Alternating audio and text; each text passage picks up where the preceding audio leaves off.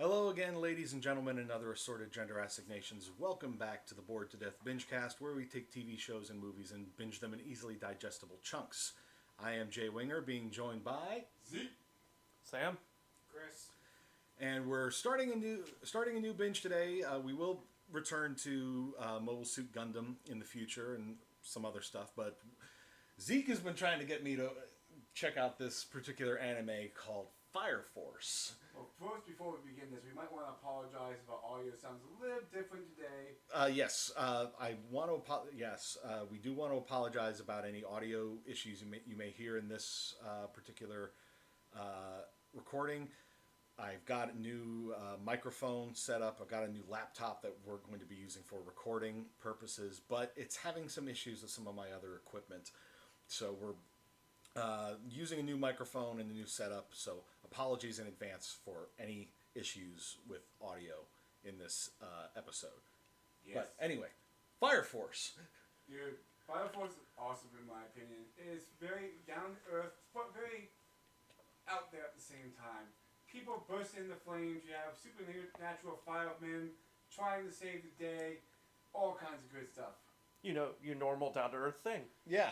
Typical anime. And when you're walking down the street, Whatever. someone just randomly bursts into flames, that's okay.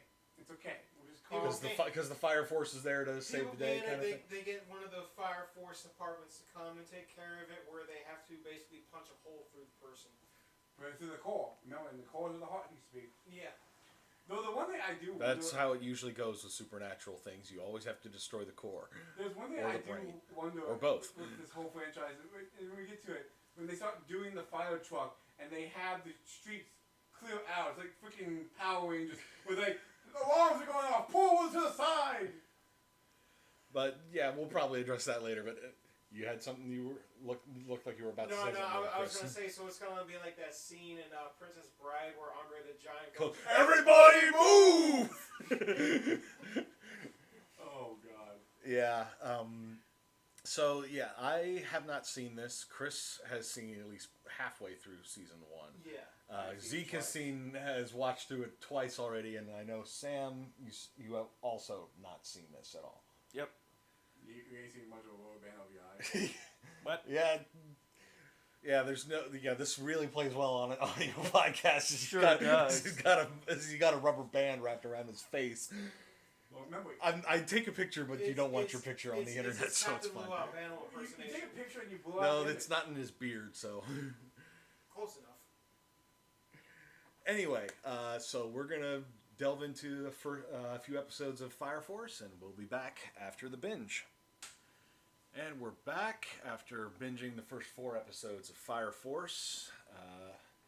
So there's fun. Yeah, I do like it. I can see why you wanted to get me into it. It's. I honestly, I wasn't sure if you would want to do this for Bingecast or not, so I kind of kept my mouth shut about it. I mean, we don't necessarily have to continue doing it for Bingecast, but it's we can at least put it out there, bring more eyes on it. But it's definitely a fun little series. Pretty serious, mind, because you're dealing with fire and spontaneous human combustion and whatever weird supernatural stuff is going on with it. It's definitely got a lot of those supernatural vibes going with all the pyrokinetic abilities. You've got the witch in there. You've got the Night King. Noble Night King. Self-proclaimed Noble Night King. You've got Shinra, the main character, who is a quote-unquote devil. I just like how Or at least nicknamed devil. I just like how they gave him the nickname. I mean, seriously, with the backstory of the character, and then the nervous tick they explained, and how that nervous tick made him the devil. Yeah, That's because he's smiling over yeah. Inferno. We should explain Shinra. Given his character design, red eyes, sharp teeth, a tendency to smile when he's nervous. And or under any kind of or when he's under stress, which is still nervous smiling, essentially. Only he's got boobs in front of his face. Well, his hand that's still under nervous his smiling. face or his hand on a boob. You know the one Or trait, on an gas. The one trope that they didn't stick with, and I know this is common with anime, is he didn't get a nosebleed. Well, a nosebleed is when yeah, okay. When that's it's a fair visual. point. Yeah.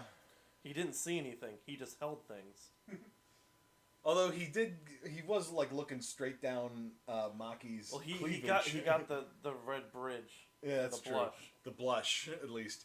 He wasn't going full on horn dog, which is when the nosebleed tends to kick in. Well, he theoretically isn't a horn dog. He's just what? How old is he? They didn't even say. I don't think He's a they teenager. I would Late say, teens, I would say. I think 15, 16. I mean, Well, it's Japanese. that's how culture. shonen This work. is true. Shonens are And high he's, school. and he's a shonen protagonist.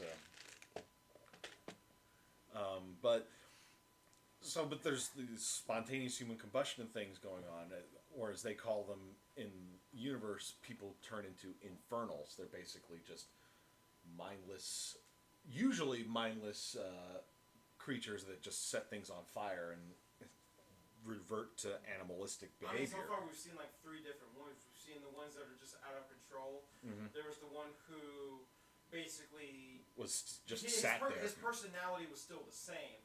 It's just that he looked like freaking Ghost Rider, sort of. I don't think his personality was the same. I just think he was holding back, trying to not make any bad for his daughter. Or he. No. I'm talking about the one in the courtroom. Oh, yeah. Okay. Miyamoto, yeah. But yeah, then there was the one who basically just sat there and waited At the for them dinner, to show up at the and lunch kill him. table. Yeah. I think in that case it was just a case of his not. There wasn't any sort of drive left in there. I sort of look at it as the one we saw in the first episode, the factory owner's wife, basically burned away the humanity and personality, but was driven into just animalistic, behavior. The one that sat at the dinner table, basically everything got burned away, including any ambition or drive to do anything. So it was just sat there. But then Miyamoto retained enough will that he was a problem. Like even in the episode where he turned, they're like, we've never seen this before. So we He's don't know what he's still like. self-aware. Yeah. So we're gonna take him in and do some research on him. Yeah. The series focuses on Special Fire Force Company 8 with Shinra and The newest one. The newest one, and they're described in episode 3 as like the sort of like the internal affairs thing that were freshly created to keep an eye on the other 7 companies. Secret internal affairs. Secret internal affairs, yeah. Because everybody doing the research, they should know what's making these infernos created. And nobody is talking, which is I still suspicious. say it's parent company needing Hajima? needing money, so they need to keep producing these to keep making these things to keep getting paid for. Yeah. There's a lot going on. Shinra's backstory implies that there was something else there when his house Reverse burned Shinra. down. No. He went back. No. Killed his own parents. We're not doing time travel. Because that He just, burned down the walls between time and space. Well, he did break the 4th wall. well, This is true. he can go very fast with his feet on fire. Yeah. Are we talking about like in terms of like Superman when he spun around? I'm making us. Wow, you really missed the comparison to the Flash, didn't you? Were you I'm just trying to avoid that. Were you just purposely being a bonehead? First, we're trying to avoid that. Yeah, we were trying to avoid. Well, it could have that been like, reference. well, it's like he fell down a well or where there's rats. His parents died. No. Yeah, this is. The things I'm seeing in the show though. Mhm. First fire was a factory fire. Mhm. Let's just take away anything that it was a person. Factory fire, completely out of control. Other fire in a house can get out of control, but it could have been a controlled fire. Just like like something on the stove caught on fire kind of thing. Citywide fire with the other guy with Miyamoto. goes Yeah. everywhere, all over the place. They're making what They're realistic fires they're hitting certain fire tropes in a and way. making them these infernals. Never thought about it that way. I just like it because first one was just so out there at first, but then when I saw the one in the house, it was a controlled fire, showing these characters. That's why I had the. And thing you up definitely there. know that Joker was involved with that. And that's another thing. When we say Joker, we're not talking DC. we're not talking DC's, Batman's, arch nemesis. We're not talking the character from the Persona game. We're talking. We're talking about those two combined. Sure. And on fire. No. He's another pyrokinetic, but he's definitely opposed to the Fire Force, and he's like a cross I between. name dropped when I saw the grin he made. I'm like, is he the Joker or something? Didn't he write the word Joker and smoke as well? Not Probably. before the grin. Not before the grin? Or else he'd be giving away his name in the first episode he's in. Yeah, in I episode think he 2. did.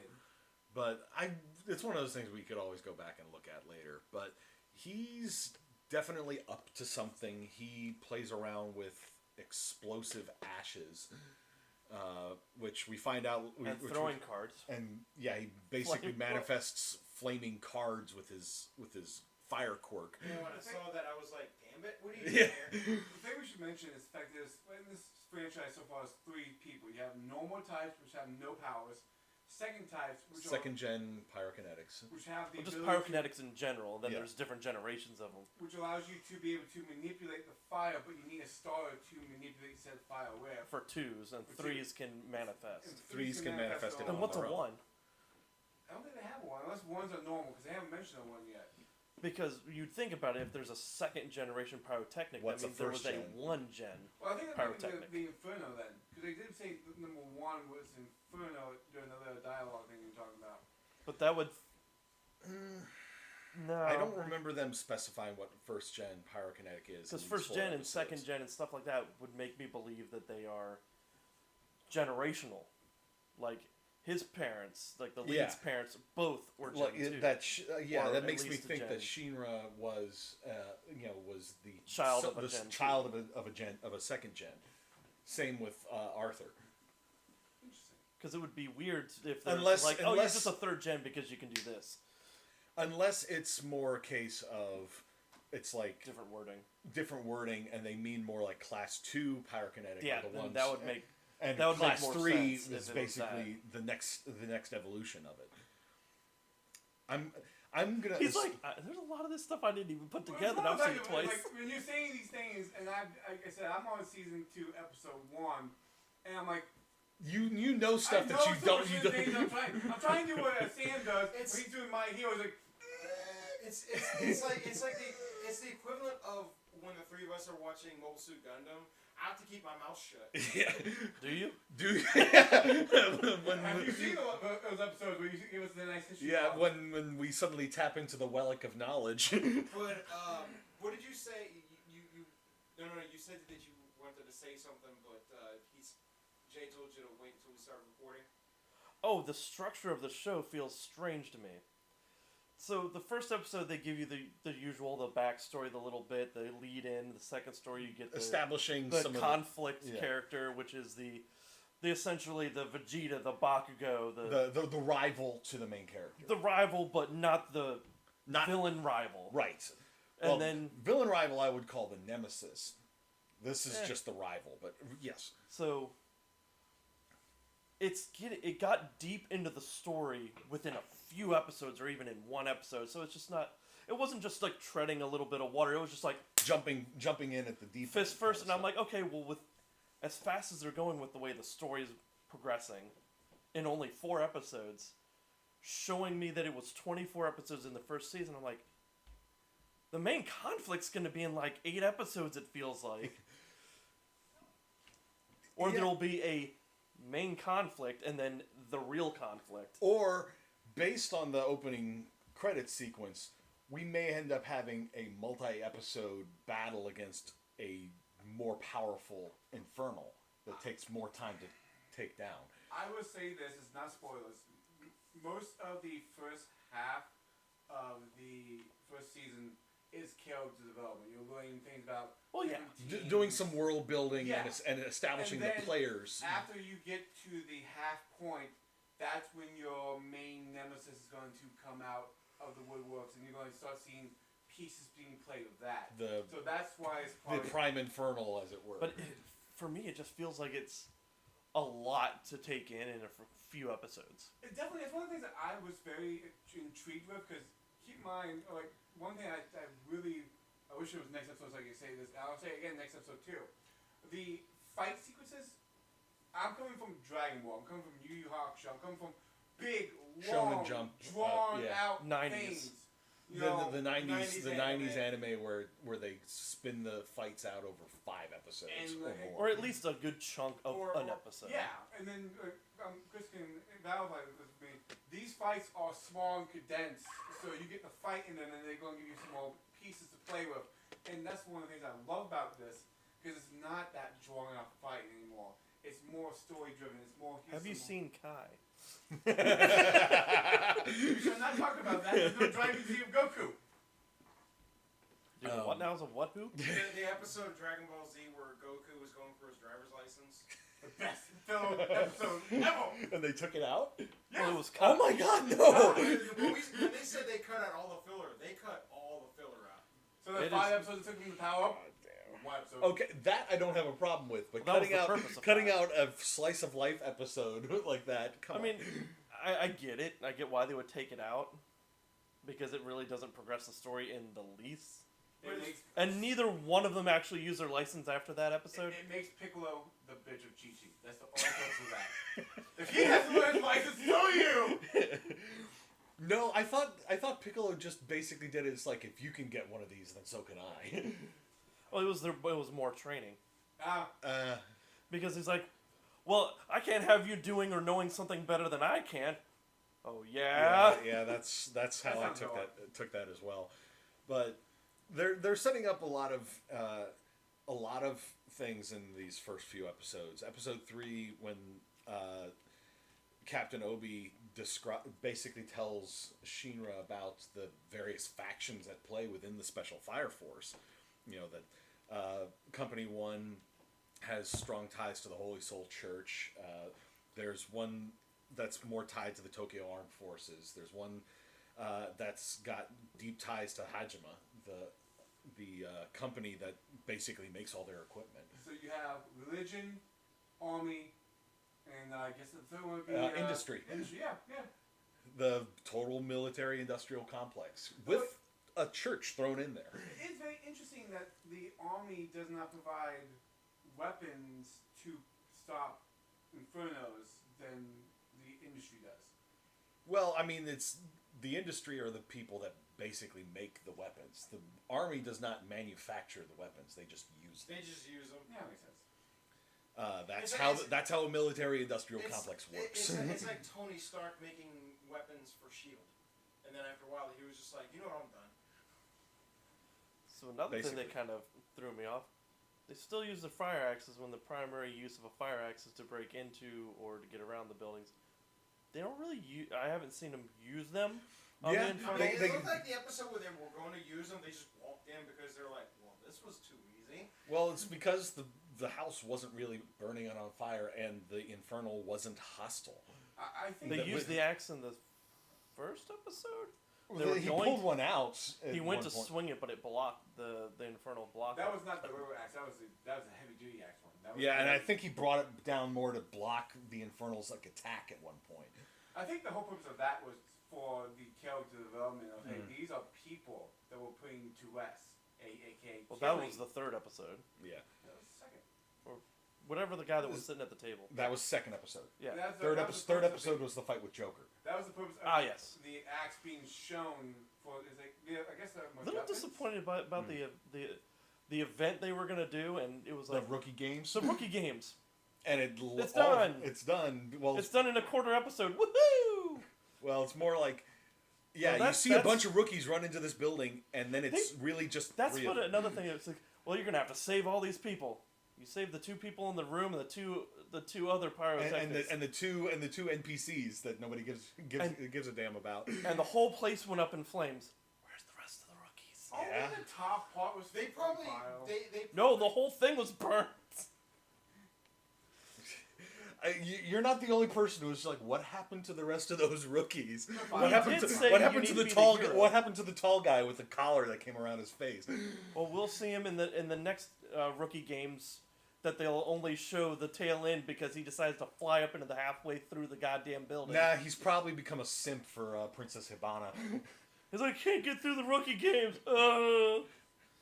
Because Princess Hibana, who's the captain of the Fifth Company, is basically Ara, the captain, and she's just surrounded by her simps that she uses I was as just gonna say furniture. she's the simp queen. The simp princess. But yes, she's the one who's basically working closest with Hajime and doing a lot of the research. Which makes me believe that they have something to do with the other guy and Joker. Dr. Waldo, as I'm thinking of him, because he has that red and white striped shirt. Oh my god! Because there's a mad scientist that gets introduced in episode 3. We don't know his name, or it hasn't been revealed yet in these 4 episodes. Who's been working with Joker? He developed the explosive ash that he uses. That was in, which I even said, it's like, let me see.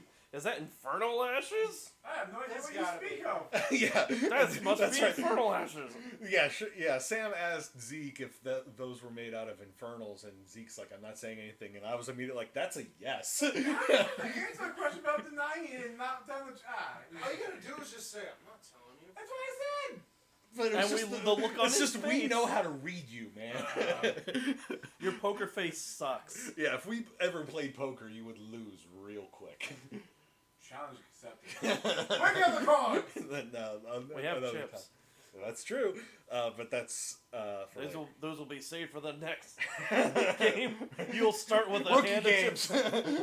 No, you'll start with the chips for our next Cards Against Humanity. There you go. We just need Kyle Haber for this next time.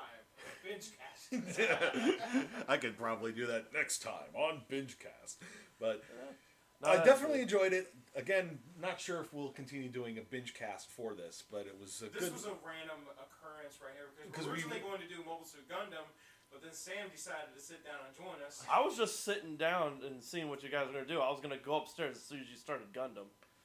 But you know, I was Yeah, just but Zeke decided to put pull up, It's like, you know what, pull I Funimation up. The episode was up. and next thing you know, we're watching Fire Force. Now you have to get your disc out of the system. He can do it. The case is right there. But yes, this was. I definitely enjoyed this. I would recommend giving it at least a try if you're looking for something to watch. It's on Funimation, so that's where you can stream it yourself. And it's also up for to be bought digitally on Voodoo if you want that instead. That's another option. So the question comes down to: did you enjoy it enough to continue watching it? Yes. As I said, we don't necessarily have to keep doing a binge for it, but yes, I think after I go get some dinner, we may just continue watching. Yeah. You see my face in that episode. Yeah, and his face, he just started grinning and started rubbing his hands because he's so excited because he got I mean, he me rubbed his damn hands so hard it picked up on the mic. Well, yes. Dude, like I said, after watching the Dragon Ball and all these fight scenes, I sit there like, oh, that was a little disappointing. That fight sequence was so long, but then they throw more development, more characters, more reasons to love, like the hero, the hero, the devil, the devil. And The like, hero. I just enjoy it so much. It's so hard to explain. And there's a fun. fan theory going on about Fire Force and some other anime series. In my brain, yes, there's a fan theory. It's a Dan theory. It is a weird theory that Zeke has, but Because in this universe, they talk about a word and where all these people started bursting into flames. mhm. And in my brain, I'm thinking this is from My Hero, where all the corpses just went ballistic and started bursting themselves into flames, and all the heroes were fighting the villains, trying to burn them out faster, and they realized that they burned themselves out. They literally So you're burned saying the themselves lead out. character is the great grandson of Bakugo? That's why he has explosive fire feet. Yes, I approve of that. But that then ties into the whole theory, that fan theory that some people have, that My Hero is the future of. One Punch Man. Yes. Because it's like all the heroes that are in One Punch Man, it could be like, like later on they decide, let's open up an academy to help these You know, it's like. Did you watch One Punch Man at all? Yeah, I watched the first season. I have not.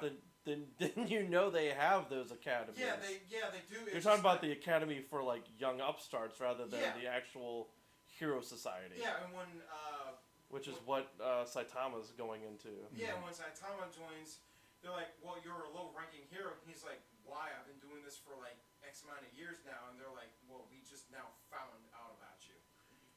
And that's when he had to basically show that he was a hero. Yeah. It's like you were unlicensed. Yeah. He's a hero with no name. Caped Baldy or something. But at any rate, I definitely enjoyed it. Would recommend giving it at least a try if you're looking for a new anime to scope out. Anything else anybody needs to add? It's got a rockin' second theme song. Oh yeah. Oh, is that later in the season? It's what episode did it debut on? It's probably episode 12 when I there's. want to say 12. Yeah. If it's 24 and it's seasons. basically like a heavy metal theme, and it's not even Japanese. It's just a song called Mayday. I gotta look it up real quick. But it